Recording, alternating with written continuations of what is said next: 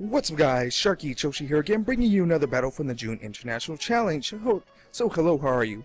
In this battle, my opponent is bringing a very interesting team in that Ludicolo and his Gengar, which it's been seeing a lot of play, especially Ludicolo. Recently, the U.S. national champion was playing a rain team, and he was playing Ludicolo, and I do love Ludicolo with the fake out support, it being very tanky, and having the ability to just regen itself and do a lot of damage. So, we're going to go ahead and get started with the battle, talk about the team preview, and then get started with the battle. So my opponent is running a Mega Kang, a Gengar, a Ludicolo, and last but not least, a Talonflame to round out his lineup, while I am running a Rotom Heat, an Aegislash, a Scrafty, and last but not least, a Venusaur to round out my lineup. So, let's go ahead and get started with the battle and see what happens. So as we prepare for the video, and I also remember right here I show off my Aegislash skills. So since Aegislash is a very difficult Pokemon to play, and once you're able to play Aegislash, he's very powerful. So I'm gonna go ahead and bring up my Scrafty and my Aegislash, which is a very good lead by my part, because I am gonna get the Intimidate off on his Kang and Talonflame, which is gonna negate a lot of damage by his part. So I am gonna go ahead and bring in my Kang. I am going to go ahead and retrieve my Scrafty and bring in my Rotom so he can't take any of his hits, knowing that more than likely he is going to go ahead and fake out my Scrafty and then go for a Flare Blitz onto my Aegislash spot. So I am going to go for the King Shield here, and I am going to go ahead and take his fake out, knowing that he is -1, and this fake out is not going to do that much damage to my Rotom, which it doesn't, and make a really good prediction by my part. So he is going to go for the Flare Blitz onto my Rotom side, which was very interesting, why he would do that, but maybe he predicted it, maybe he didn't, but I don't know, but it still doesn't do that much damage because of the Intimidate. So I am going to go ahead and retrieve my Aegislash and bring in my Scrafty so I can get another Intimidate off and make these two Pokemon essentially useless.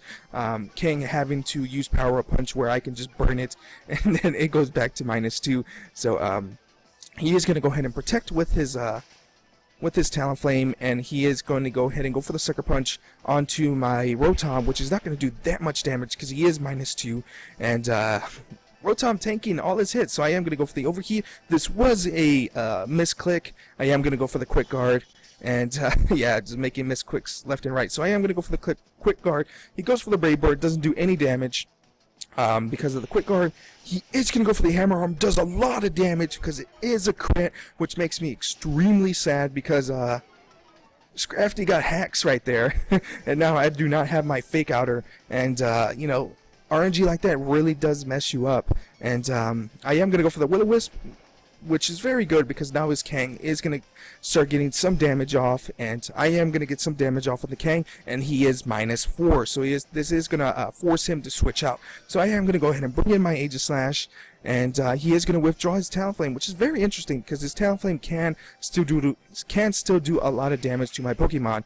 So I do double target that spot, and I think he misclicked there, going for the fake out, which was very interesting. I double up on the Ludicolo, going for the Shadow Ball and the Thunderbolt onto the Ludicolo, knocking it out because it does have fake out, it does have Scald, and it does have a lot of moves that can wreck these two Pokemon.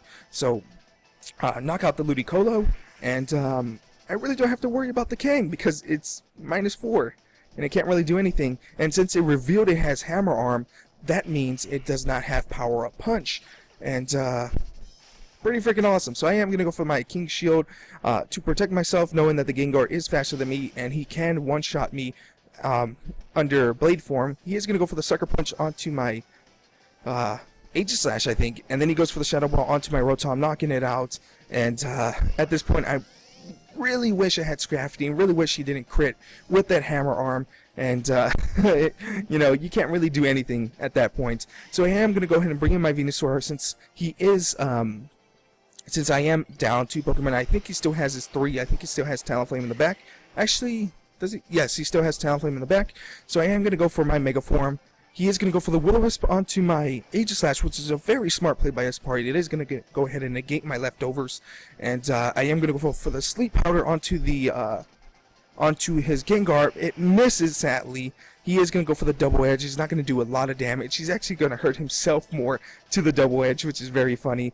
And I am going to go for the Substitute with my Aegislash. knowing that I need to win with Aegislash because Venusaur can't really do any damage to these two Pokemon, and he has Talonflame in the back, which can knock out my Venusaur. So his Kang is down to 50% health because of the burn and him hurting himself with the double edge, and I am going to go ahead and go for the King Shield, knowing that he is going to try to double up onto my Aegislash, knowing that it is the priority target, but he doesn't double up. He goes for the Sludge Bomb onto my Venusaur. I go for the Sludge Bomb myself, knowing that Gengar is more than likely sashed, and I have to break its sash. So he is going to go for the Hammer Arm onto my Venusaur. This is not going to do any damage. It actually did 1 damage, which is really funny.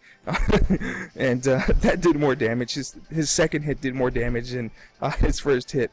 But I am going to go ahead and heal up a little bit with the leftovers, but the burn is going to go ahead and negate it. I know I have to get rid of this Gengar because this Gengar is the huge threat right now. His Kang is -4, and I do not have to worry about it whatsoever. So I am going to go for the Protect, so the Kang can burn itself a little bit more. I know I have to go for this play, even if he doubles up on me. He is going to go for the Sucker Punch. It does not break my sub. He goes for the second punch, Sucker Punch. It does not break my sub whatsoever. He is so